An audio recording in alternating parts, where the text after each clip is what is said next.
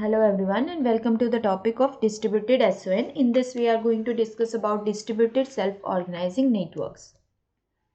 So in a dispersed methodology, these calculations live inside the E node Bs, hence they permit the self-ruling dynamics at the E node B and which dependent on the UE estimation.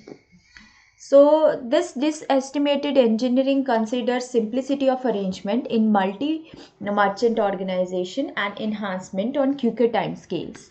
So this improvement should be possible for various times. Radio access network equipment vendors, they offer this distributed SAN to self-design, upgrade and self-reciprocate their restrictive hardware.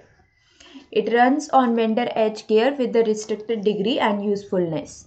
There are few restrictions to convey just this distributed SON. We have restricting data openness, like these calculations approach our restricted arrangement of information.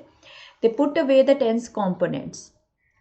So extent of activity is limited to a little arrangement of neighboring hubs, so not to adversely affect the presentation of organization by overwording the between hub corresponding. Here the load and coordination increment rapidly as the quality or quantity of hubs increment. So it works with restricted information and control. So there is a trouble to deal with multi-merchant setups.